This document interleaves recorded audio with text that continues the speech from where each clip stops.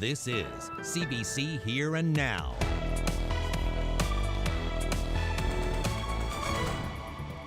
The plan is to dig a hole in Labrador to put foreign spent nuclear fuel. We have a responsibility. We made money selling uranium, so we should help. A former prime minister involved in a plan to store nuclear waste in Labrador. Where does that plan stand, and is it safe? Tonight, premiers past and present are weighing in. Lots of moisture headed this way, and also 3 letters you don't want to hear. With Good Friday just hours away, restaurants are preparing for what will be a big day. We've had 68 years to figure it all out. We're like a well-oiled machine.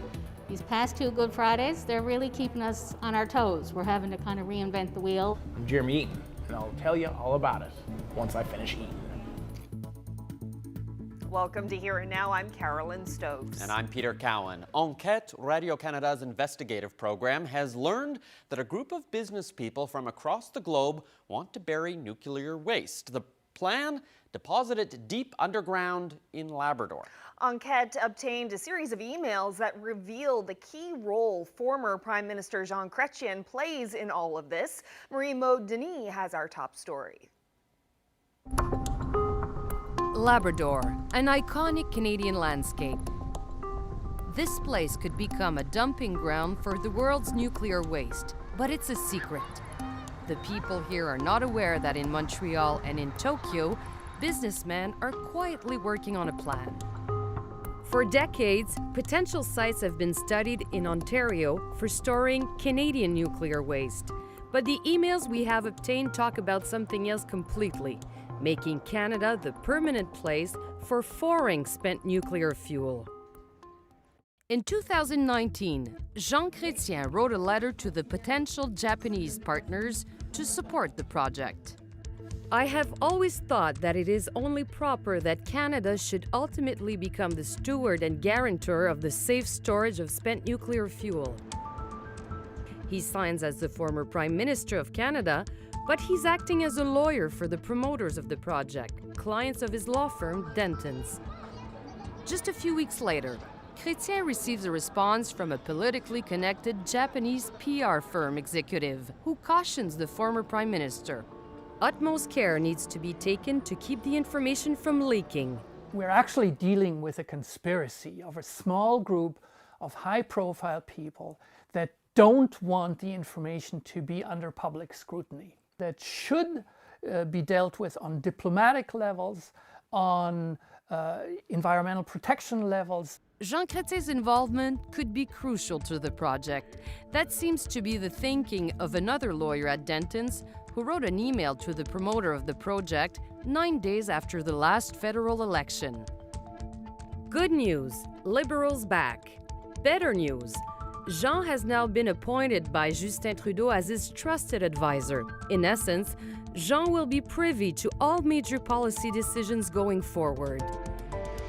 When we told Jean Chrétien we had the emails and the letter he signed, he decided to sit down with us. Mr. Chrétien, what do you know of this project? And why did you engage your respectability, credibility? No, I'm a lawyer. The firm Denton's has the case, and they do legal work for this group who wants to promote the project. The former Prime Minister believes Canada has a responsibility to take the world's nuclear waste. But here in the correspondence we have obtained, the plan is to dig a hole in Labrador to put foreign spent nuclear fuel. We sold uranium. We did. So we have a responsibility. We made money selling uranium. So we should help, to solve the problem that the countries who bought our uranium are facing with that. Regarding special access to the current Prime Minister to promote this project, Chrétien says it's not the case. I just want to know if it's true that you're a trusted advisor for Justin Trudeau. No, I am a former leader of the party, but Mr. Trudeau is the head of the government, and I'm not his trusted advisor. So it's not true? No, it's not true. I've met him 3 times in his office. And I've met him only at social occasion in the town a few times. So you don't open doors? No. So... Or I can open the door for you to get you out. Chrétien said he's not a lobbyist and has not spoken to the Prime Minister or any other government member on this project. For CBC News, I'm Marie-Maude Denis in Montreal.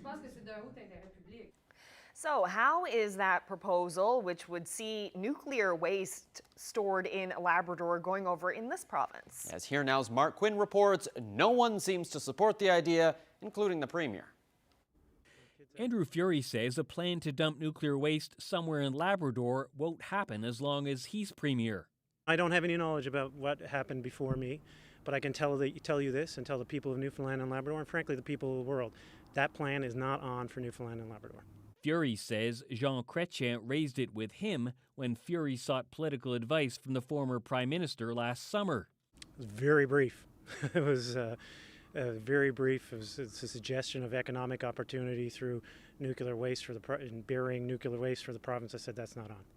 But what about before Andrew Furey, when Dwight Ball was the Premier? Ball sent CBC this statement. During a brief conversation, former Prime Minister Jean Chrétien asked for my opinion. My response to him, my government is not interested in entering into any discussions with your clients on this issue. I have had no further discussion on this matter. But that's not what an email from a Montreal entrepreneur involved in this project suggests. Albert Barbouchi wrote, Premier Ball has announced he'll be stepping down and a new leader will be named on August 3rd. That said, we plan to stay connected with Premier Ball, so the transition is expected to be smooth. To that, Ball wrote CBC, I have never met Albert Barbouchi, and I have never spoken with him, and this matter was not part of our transition. We also know that Dwight Ball's chief of staff, Greg Mercer, lobbied for TerraVault, the company proposing the nuclear waste project, before taking a job with the Liberal government. Meanwhile, the Progressive Conservative MHA for Torngat Mountains is speaking out against this. Leila Evans says people in Labrador have been trying to get more information about this proposal for years. This is not a new story. This is a story that won't die. Back in 2017, people couldn't find much detail. It was all very secretive, hush-hush. You know, it ties to the Provincial Liberal Party. Now it's being revealed again, and it's all very secretive. There's no consultation with the people of Labrador. You know, and it reminds us of the old colonialism type of government, and there's no transparency. Evans says it's deeply offensive to people in Labrador. What we're asking for is a voice. The Labrador people needs to be consulted, and this level of secrecy and having it revealed again is really insulting to the Labrador people. Evans said she doesn't believe there's any support for this project in Labrador, and she said if someone tries to do it in an underhanded manner, the people of Labrador will rise up. Mark Quinn, CBC News, St. John's.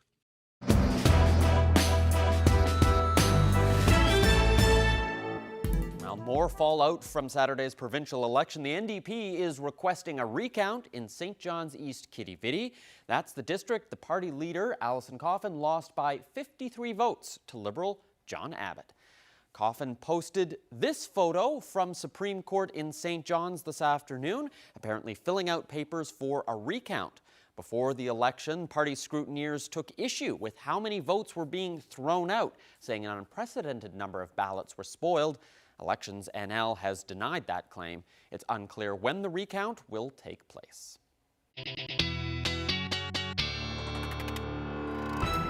Well, first day of April, let's take a look at the snowfall amounts from September to March. No surprise, number of areas seeing well below where we should be or where we should have seen 305 centimeters of snow in St. John's. We saw 274 Gander. You're close to your average, but the most amount of snow was actually in Happy Valley, Goose Bay. 484 centimeters of snow fell. Your normal is about 359. So you are going to see some more snow as we head through the next couple of days. Thanks to this area of low pressure, it's actually going to see some freezing rain as well as some rain as we head through the next couple of days. This area of low pressure is pulling moisture all the way down through the southern portion, the Gulf of Mexico rather, and that's prompting a number of warnings. Take a look at those there, and I'll get into the details when I come back. The northern cod stock is still in trouble, according to the latest science update. The Department of Fisheries and Oceans released the news today. It's been almost 30 years since the cod moratorium was called, and the cod stock is in pretty much the same state as it was way back then. Jane Adey hosts the broadcast on CBC Radio. She listened in on today's cod stock assessment and joins me now. So, Jane, we've said that the cod stock hasn't been able to rebound in all of these years. How do scientists describe the stock right now? Well, the picture for cod isn't any worse than it was last year, but the picture is still pretty bleak. Now, research scientists collect all kinds of information, including their own surveys at sea, and they take information from harvesters, from their logbooks about the size of their catch and the quality of the catch. And in their assessment, they use what's called a precautionary approach to determine how the stock is doing. So based on their research, the stock can fall into one of three categories. That would be healthy, cautious, or critical. And northern cod right now remains in the critical zone, which is, as we just said, where it was back when the moratorium was called in 1992. Now, the most important measure for determining the health of the cod stock is something that's called the spawning stock biomass, or the SSB. Now, the spawning stock biomass is the weight of all the mature codfish that can spawn and create new fish. So right now, the spawning stock biomass for northern cod sits at just more than 400,000 metric tons. And just to put that in perspective, it would need to double to about 800,000 metric tons just to move out of the critical zone and into the cautious zone. Okay, and what do scientists say is the main reason that the cod stock continues to struggle like this? Well, Carolyn, in one word, it's capelin. Capelin, as many of us know, is the main food source for mature cod, and it's the lack of capelin in our ocean ecosystem that is the main reason that cod are starving, and the growth is very limited with this stock. So there's just not enough for them to eat. And there's also a lot of concerns, as you may have heard in recent years, among harvesters about the seal population, the harp seal population, and its impact on the recovery of cod. Right now, the harp seal population is somewhere around 7.5 million seals. Seals do prey on cod and on capelin. But in the science briefing today, DFO scientist Karen Dwyer said that they don't believe that seals are, quote, significantly influencing the stock trajectory. Now, the DFO has committed to continue to do research on seals to see if there's more that they can learn. But as for capelin, the levels of that fish are expected to be low for the next couple of years, and so they're not expecting any growth in the cod stock as a result.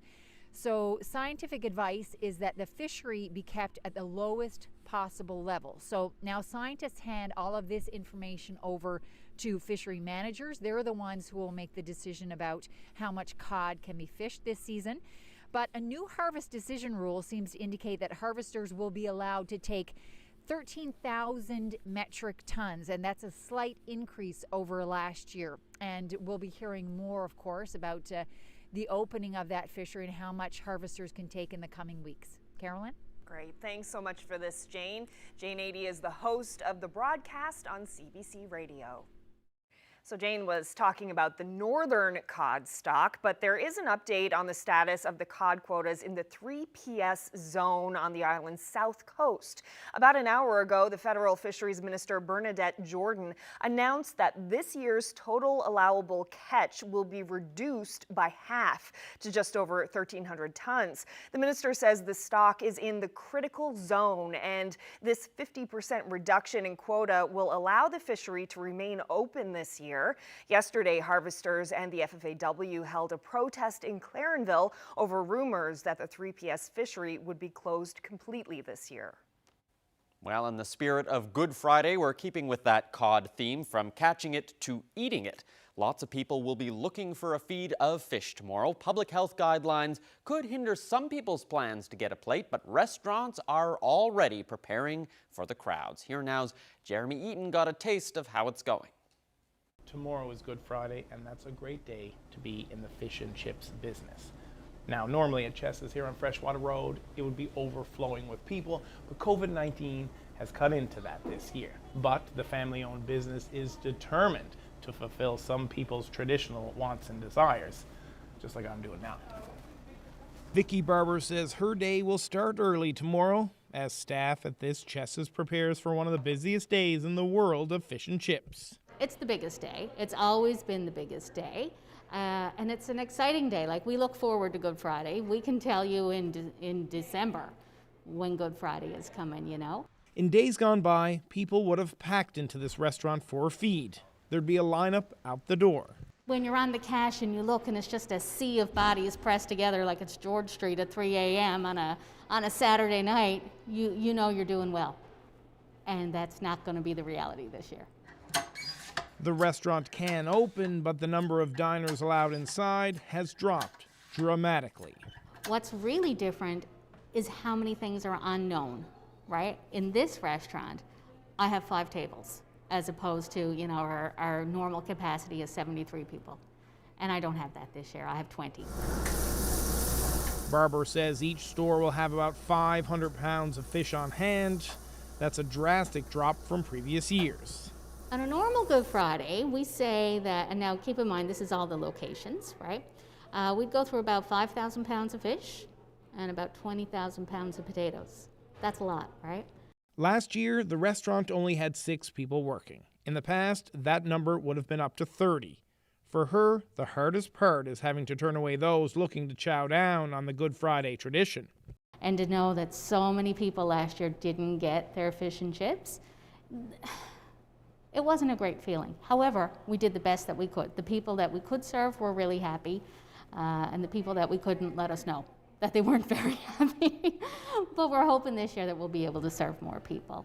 2021 is a big year for the Barber family. In the fall, it will mark 70 years since Chess Barber opened up shop. His legacy lives on more than 30 years after he died in 1991. They still use his recipe for the batter. They still hand-cut potatoes and make their own gravy. He instilled in all of us this idea that you should be good to people, and you should take that forward into business. So help people when you can, feed people when you can. Always make the right business decisions based on how you want to treat other people. The best advice for getting a plate like this tomorrow is be patient and maybe arrive early. Jeremy Eaton, CBC News, St. John's.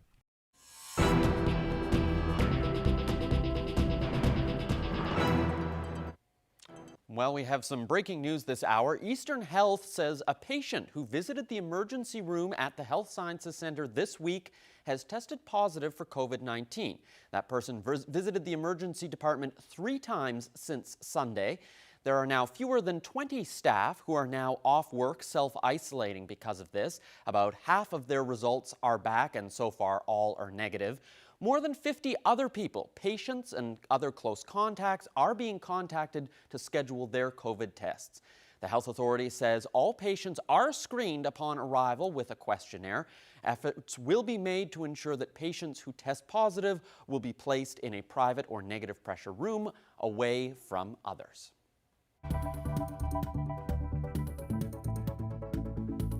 Oh, there's some cloud cover out there, some peaks of sun right now, but as we head through the next week or so, we're looking at a lot more gray skies.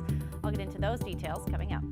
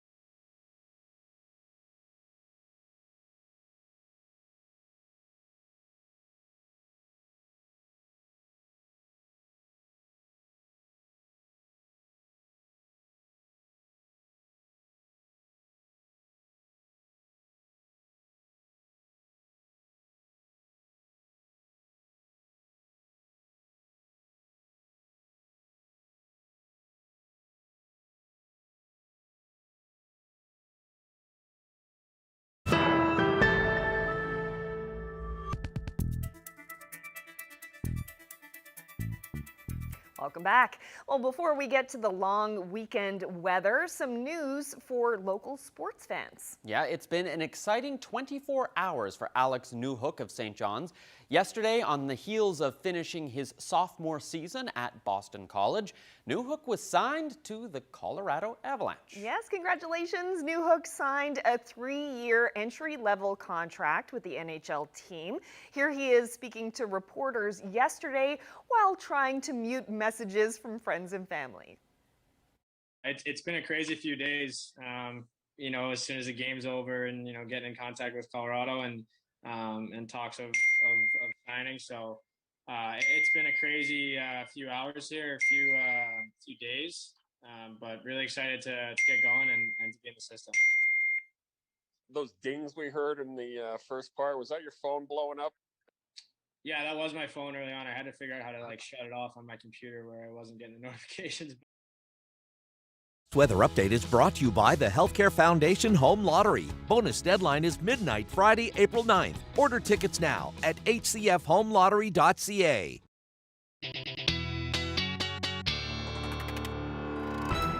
All right, the long Easter weekend is here. How is the weather looking? Well, not exactly great. We're not going to see a whole lot of sunshine for parts of us, but today too, that cloud cover kind of stuck around. Didn't climb those didn't get a chance to temperatures to climb. Wow, can't talk today. Let's take a look at the temperatures today in the east. 6 degrees in St. John's. A beautiful afternoon though for the west coast. In fact, Corner Brook, Deer Lake, and Daniels Harbor all broke the record for today, 16 degrees in Corner Brook. And then we've got those mild temperatures for southeastern portions of Labrador as well. Lab City, you're currently sitting or saw a high near 1 degree. Now, the winds, not a whole lot to speak of, but the winds are picking up in the Rec House area and will continue to do so as we head towards midnight. We're looking at winds gusting upwards of about 100 kilometers per hour, and that's the story really as we head through pretty much the weekend, and that's because we've got an area of low pressure that is essentially going to stall. So we're not going to see much of a pattern change as we head through the weekend. We're already starting to see some showers move in for the southwest, and then lots of moisture up through parts of Labrador. And that moisture is called an atmospheric river. It's basically just an area where we've got some concentrated moisture and it looks like a river. That is extending all the way down into the Gulf of Mexico and will continue to affect southwestern portions of Newfoundland as well as Labrador as we head into Sunday. And some areas in southwestern Newfoundland could see upwards of 50 to 75 millimeters of rain. And you can see that's going to start tonight. Messy mix of weather up through Labrador. We're going to see some freezing rain develop tonight from pretty much upper Lake Melville all the way through to Cartwright and Rigolette. And you have freezing rain warnings in effect. By the time we get into Friday morning, though, everything should change back over to rain. And then not a whole lot happening for the island. However, it does look like some drizzle and fog will develop as we head through the overnight. Even some freezing drizzle because some areas are going to see those temperatures, particularly in the east, hovering around -1 in St. John. So you're going to see drizzle and then freezing drizzle through the evening. The winds will ramp up on the west coast, southeasterlies anywhere from 30 to 60 kilometers per hour, but in those exposed areas, you're going to see those gusts upwards of 80, and then there's that mess. So dropping down to about -15 for Lab City, snow and blowing snow. The most accumulation will fall tonight through tomorrow morning, and you're looking at accumulations fairly significant. There's those winter storm warnings, and then a snow and freezing rain warning for Happy Valley, Goose Bay. And then we've got those winter storm warnings from Nain to Makovic. So as far as tomorrow goes, we're going to see all of that precipitation continue. It's going to be a long event for you through Friday morning, afternoon rather. We'll see that freezing rain change over to rain. That's because those temperatures are going to climb. But you can see it's just continuing to bring that moisture up and will do so as we head into Saturday. And there's that heavy rain I was talking about for southwestern portions. So 50 to 75 millimeters, certainly not out of the question. As far as snowfall goes, like I said, heaviest snowfall will be tonight for that corridor from Churchill Falls all the way through to coastal Labrador. You could see anywhere from 20 to as much as 40 centimeters of snow, and then even more snow expected on Saturday. Taking a look at the forecast for tomorrow, not a whole lot of change on the west coast. You're going to continue to see the wind and rain through the afternoon. The drizzle will end through central, so you're going to see some sunshine. However, it looks like it'll linger for eastern areas. St. John's only reaching a high near 5 degrees under cloud cover, and that potential for some drizzle as well. However, the winds will be fairly light. For Labrador, like I said, not a whole lot changing. Above 0 for Happy Valley Goose Bay, hence that change over to rain. And then same thing for Cartwright at 6 degrees. So as we head through the next couple of days, unfortunately, we've got easterlies setting up, and I'll tell you what that means when I come back. Thanks, Ashley. Well, last week we told you about the Labrador City Winter Carnival and how this year organizers have been bombing people's lawns with pink plastic flamingos. It's part of a fundraiser to raise money for the Special Olympics. If residents want the flamingos to fly away, they have to make a donation. Well, the group has hit a snag. Someone has been stealing their props.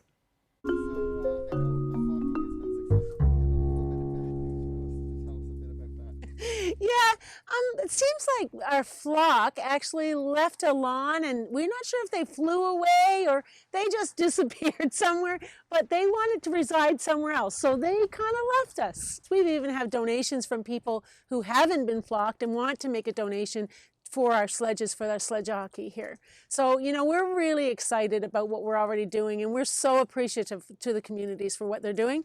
Well, I think it's a little bit sad, but I could see it being a little bit of a joke around town.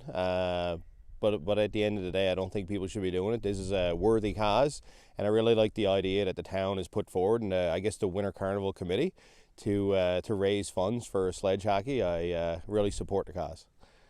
Oh, so far it's been amazing. I've had an opportunity myself to get out and flock a few houses, and when you show up, you just see the kids' faces, and they truly love it. And some parents are really quick to get rid of the flock as fast as they can. Others want to keep it all day to kind of have their kids a chance to see and take pictures with it. But it's been a truly awesome time. And how's the fundraising going so far? It's been good so far. I think to date we have over $2,000 raised, which is awesome. We really are hoping for the community to continue to support us in this event. And we really want to be able to purchase these 6 sledges, really hoping to reach our goal. Now, has anyone flocked you yet? I have not got flocked yet. I think it's still a secret of where I live since I am new, and hopefully it stays that way, but who knows, I may wake up one morning and see flamingos on my yard.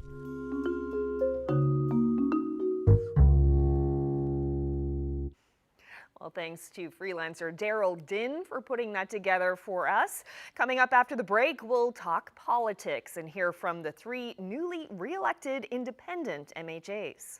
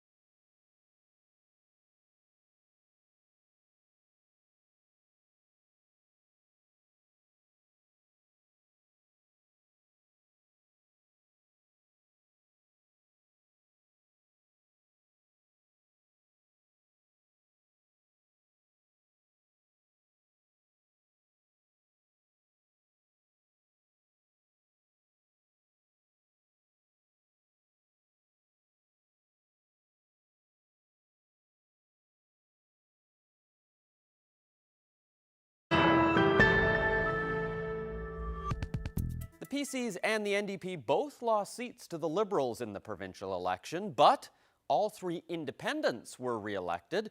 This is the first time that we've had this many independents that were ever elected. Paul Lane won in Mount Pearl Southlands, Eddie Joyce in Humber Bay of Islands, Perry Trimper in Lake Melville. Thanks all three of you for joining us. Good to be here. So in the last legislature, you held the balance of power. This time it's a majority. How do you think that will reduce your influence? Perry, let's start with you. Well, in fact, I'm not sure. In terms of, a minority government versus a majority government, yeah, there's a slight difference there in terms of numbers. But in terms of the role for each of us, our voice is just as strong. Everybody in that legislature has the right to speak and the right to be heard.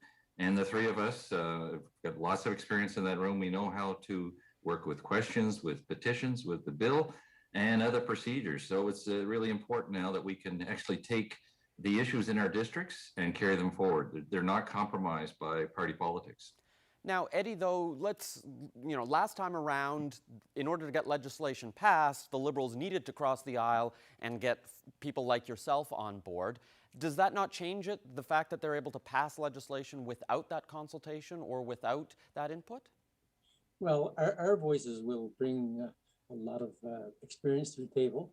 Plus, also, we're going to bring a lot of issues to the table that will help our own districts, but also work with the government. This is not, and I'm sure I'm speaking on behalf of the other two independents, we're not there to stall things. We're there to make this province better. We're there to help government to make Newfoundland and Labrador a better place. So we will bring up different ideas, absolutely. Doesn't mean that everything we'll say will be approved by the government, absolutely not. But our role will be to bring up some of the concerns that we hear. And on many occasions, we may be supporting the government on some great ideas. So the idea of independence just being totally against the government is not our role. Our role is to work with government and make government accountable when necessary. Now, Paul Lane, traditionally this province doesn't elect independents. We've now seen 3 independents elected. What do you think this says about the public's appetite for choosing someone who doesn't belong to the 3 main parties? I think basically what this has shown is that people want representatives that are going to represent their ideas, their values, are going to represent their district. And for so long, we've seen situations with party politics where you have members who may go into politics with the best of intentions, but unfortunately they're forced to toe the party line. And in doing so, they're in a lot of times they're not. It's not reflective of what their constituents want. They're not voting in the way all the time that their constituents would want. They're not saying the things their constituents would want. And I think people are looking for a change in that approach, and that's what they get when they vote for independent candidates. What do you think this does to the power of the backbenchers, who traditionally have had to toe the party line, like you've said, because the fear was if the party kicks you out, then you're never going to get elected again and your career in politics is done? Does this give them a little more strength if the government knows that there is an alternative, that if they leave, they might still be able to sit as independents? Paul, why don't you pick up from that? I think that does add that dynamic. There's no doubt about it. I would argue that in my experience that backbenchers have absolutely very little power. They're not part of the decision-making process. The decisions are made at cabinet level, and backbenchers are simply told, here's what's going to happen, here's how you're going to vote. And if asked, here are the speaking notes of what you're going to say. It's a horrible position to be put in. And I think it does give backbenchers, I guess, that pause for thought. It gives them that option, I suppose. And I guess it puts it, and I guess it'll always be in the back of the minds now of the leaders, that if they're going to be asking their backbenchers to stand on issues that go against the wishes of that particular member or their district, it's certainly going to be a factor in their minds when they ask them to do that in the future, I would think. Now, because you're independents, you don't automatically get questions in question period. You don't get the same staff that a party would. Is there a world under which you'd join together and form your own caucus? Because you'd be bigger than the NDP. Eddie, what do you think? I have no intentions of forming a party and join, have a caucus. I will work together with the independents. I will work what's better for the province. But when you're elected as a independent, people expect you to act as an independent. The minute we form as a caucus, then there's some ideas that we may disagree. They may go on. Whoever 2 out of 3 wins, we got to go with that that decision. I have no intentions of joining in, have a caucus to just try to oust the NDP. I think we can approach the Management Commission and say, look, we are 3 people, 3 elected independents. You have to recognize us in there for question period and other things that are needed. It is a fact now that independence has more members in the House of Assembly than the NDP. So the Management Commission has to recognize that. And I'm sure that we'll have discussions on that. But I have no intentions of going out now and forming a party. And what we got elected on to be independent, to form a party, then you have to form a constitution off your party. Then you have to go out and get so many registered people in your district to say, yeah, we're going to form a party. That's not what Eddie Joyce was elected for. Eddie Joyce was elected to be an independent voice for the Humber Bay Allowance and work with the government and hold government accountable where need be. Perry Trimper, you were Speaker before. You seem to quite enjoy that job. Do you plan to run for the position again when the House finally does reconvene?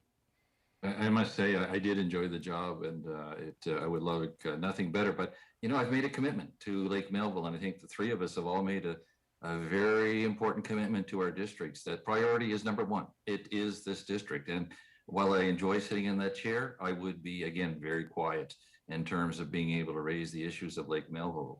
Wouldn't be able to ask questions. And Peter, I'll go back to your opening remark on this question. In fact, we do have question time allocated to ourselves.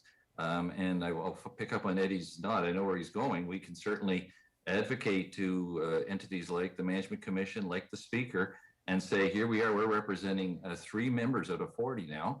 We do actually have greater representation than the third party. So when it comes to question period, we're going to be pushing for more time to ask questions. Petitions are now, you know, I served in government until November 10th, and I've never been able to ask a question, never been able to raise a petition in all of my years sitting in the House of Assembly. Suddenly I'm an independent and I'm preparing questions and raising issues through petitions. So those are just small examples of what's in front of us. It's quite liberating. I just want to be clear. You said you'd have less influence if you were the Speaker. Does that mean for sure you're not going to be running? That's correct. No, I wouldn't run. I would like to do that. It's certainly, it was on my mind. But no, my priority right now is to serve as an independent member of the for the District of Lake Melville in the House of Assembly. So I'm hopeful for a good Speaker. I'm hopeful for a good session, and I look forward to it. But I wouldn't be able to do that sitting in the Speaker's chair. Well, it should be an interesting session when the House of Assembly does convene. We know it's going to have to happen soon. Thank you very much, all 3 of you, for joining me, and congratulations on your win. Thank you. Thanks, Peter. Thank you, everybody.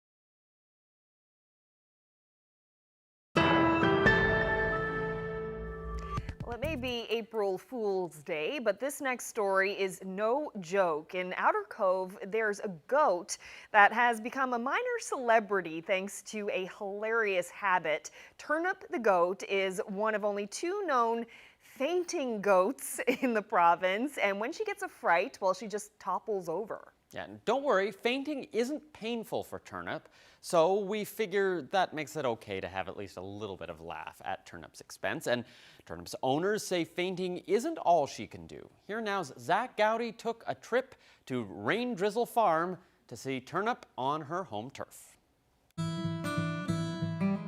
So that's Turnip. So she's our 4-year-old fainting goat. Fainting goat. Yeah, that's right. Is it as funny as it sounds? It is. Can be. So she's one of only 2 in the whole province, so she's a little bit of a celebrity. Yeah, we have a bunch of neighborhood kids that love coming over and feeding the animals, and they get a big kick out of the 2 goats, especially Turnip. They immediately want to come and see her. Yeah, they immediately want to see a faint or ask if it hurts. Yeah, that's the question. So a fainting goat has a startle reflex, which causes the muscles in her legs to lock up. And while it sounds like it can be kind of scary and aggressive, it mostly means that she tips over for about a second and she only falls 2 feet.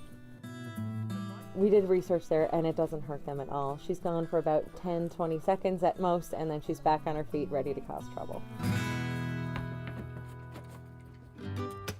This is obviously not something that would happen in nature. A fainting goat would not survive millions of years ago. So this is a domesticated breed, and obviously goats have been domesticated for quite some time. This made this breed of goat easier to catch. If you had a herd of goats out in a field, these guys would tip over upon startling. So there's your meat goat right there. Come on, guys. Well, we knew that we wanted to have a homestead for our children and for our family. So I did a lot of research into the most docile breeds. And while it's cute and silly that she faints, she's really easygoing with children. So I've been able to bring her into schools with me. She's done work with agriculture in the classroom. So she's exactly what we were looking for. Great carburetors.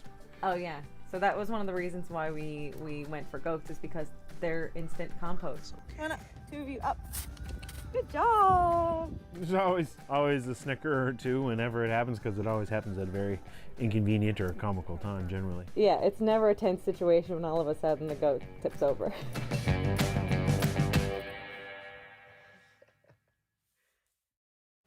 Okay. Oh, I love that. How many kids at home right now are saying to their parents, "Mommy, Daddy, I really hope the Easter Bunny brings me a goat"?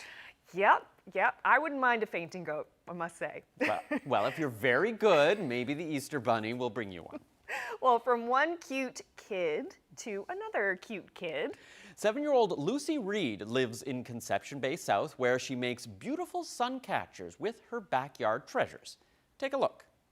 On your street, on your street. Hi, this is Lucy reporting from CBS South Shore Drive. Today I'm going to show you how to make an ice suncatcher. Like this one, and it'll look like this when it's finished. First, head outside and collect some things in nature that look pretty to you, like berries, leaves, or pine cones. Then, take a pan and a jug of water, pour the water into the pan.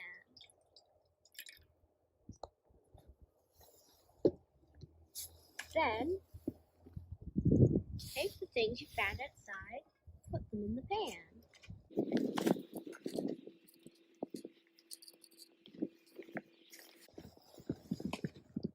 The ice suncatcher looks pretty if the things you found outside look pretty to you.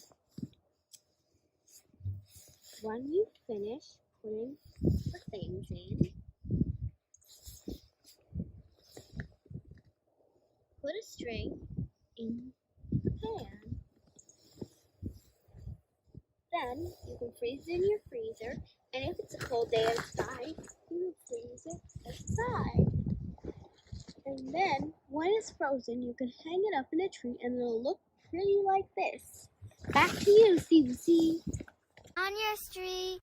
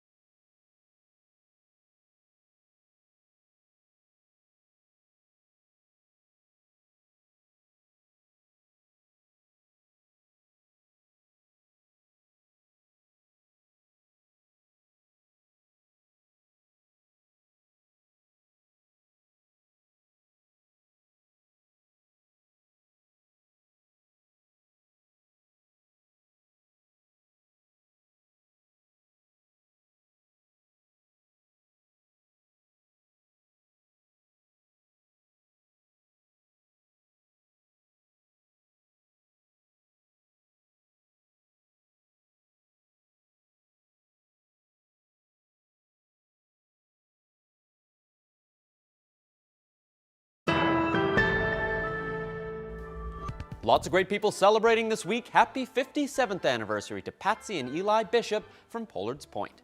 Happy 50th anniversary to Gerald and Barbara Curran of Grand Falls, Windsor. Best wishes to John and Jean Decker of St. John's, who are celebrating their 60th wedding anniversary. Audrey and Bernard Cumby of Centerville are celebrating their 50th anniversary tomorrow. Happy 51st anniversary to John and Betty Newman. Happy 54th anniversary to Albert and Dinah Coombs of Corner Brook. Happy 58th anniversary to Simon and Violet Strugnell of Port Hope Simpson. Happy 53rd anniversary to Joan and Freeman Miller of CBS. Happy 62nd wedding anniversary to John and Phoebe Perrell from St. John's. Happy 62nd anniversary to Bill and Bernice Finney of Flat Rock. 50th wedding anniversary greetings going out to David and Marjorie Nickel from Carbonear. Happy 50th wedding anniversary also to Daniel and Diana Bennett of Stephenville Crossing. Walter and Linda Gibbons of Red Bay are celebrating their 54th anniversary. Happy 67th wedding anniversary to Donald and Joan Hannum of Leading Tickles. Happy 50th wedding anniversary to Gerald and Jean Fahey of Fermuse, who will be 50 years married on Sunday. Happy 60th wedding anniversary to Herbert and Mildred Park of Marguerite. Happy 52nd anniversary to Conrad and Evelyn Glasgow of Aquathuna on the Port-au-Port Peninsula. Happy 57th wedding anniversary to Melvin and Ruby King of Grand Falls, Windsor. Happy anniversary to Warwick and Naomi Toop on their 56th anniversary. Harry and Dora Coos are celebrating their 60th anniversary. Happy 51st anniversary to John and Betty Newman of Boyd's Cove. And this next anniversary is a big one. John and Holly Caines, who live in Corner Brook, are celebrating their 78th wedding anniversary. Congratulations. Now to some birthdays. Max Sevier will celebrate his 90th birthday on Sunday. Happy birthday to you. Happy 92nd birthday to Trixie Peddle of Musgrave Town. Happy 91st birthday to Gerald O'Mara of St. John's. Happy 98th birthday to Esther Crocker of St. John's, celebrating today. Ursula Chambers of Blue Cove on the Great Northern Peninsula is celebrating her 95th birthday. Margaret Hussey of Paradise is celebrating her 99th birthday. Happy birthday to Doris White of Deer Lake, who celebrates her 90th birthday. Happy 99th birthday to John Keynes of Corner Brook. Happy 93rd birthday to Genevieve Meehan of St. Mary's. And happy birthday wishes to Rita Fitzgerald of St. John's, who is celebrating her 98th birthday. It's a 99th birthday for Vivian Kendall of Twillingate, formerly of Ramia. Happy 91st birthday to Herbert Party in Cobb's Arm. Wow, 78 years. That's absolutely incredible. Congratulations. Now to talk about the weather. Not such great news as we head through at least next week. Taking a look at the pattern, there's an area of low pressure that essentially stalls to the south and this ridge of high pressure to the north. And that is we're going to see that counterclockwise rotation around that high and the clockwise rotation around the high and counterclockwise around the low, and that spells easterlies for the island, and unfortunately that also spells RDF, and that will be the story. Really, it looks like this setup will continue through pretty much most of next week, but the good news with RDF is it's the snow eater, so we'll get rid of a lot of that snow across the province. Taking a look at the forecast for Saturday, we're going to start into the RDF and it's going to stick around, so temperatures will be around 5 degrees for St. John's. As we head towards Central, we're looking at the RDF ending in the morning, and then we should actually see some sunshine through the afternoon, and then a beautiful afternoon expected for Corner Brook at 13 degrees. And again, that onshore flow for the southwest, you're looking at heavy rain through the day on Saturday, along with some pretty gusty winds. Wreckhouse area still looking at wind gusts upwards of 100 kilometers per hour. For Labrador, at least Lab City, you're finally going to see that snow taper off. Should actually see a little bit of sunshine, and then continue to see that rain for Happy Valley Goose Bay at 7 degrees through the day. Into Sunday, we're going to see that rain generally continue for Happy Valley Goose Bay. Some flurries will continue for Lab City as well, but then again, those cooler easterlies will continue for St. John's, looking at high near 4 degrees, and then temperatures around 10 to 11 as you head towards the west coast. And taking a look at the long range, not a whole lot different, into the 5 to 6 degree range, and RDF continuing through central Newfoundland as well, but temperatures a little bit warmer. Same thing for the west coast as we see those temperatures pretty mild, actually, anywhere from 10 to 13 degrees.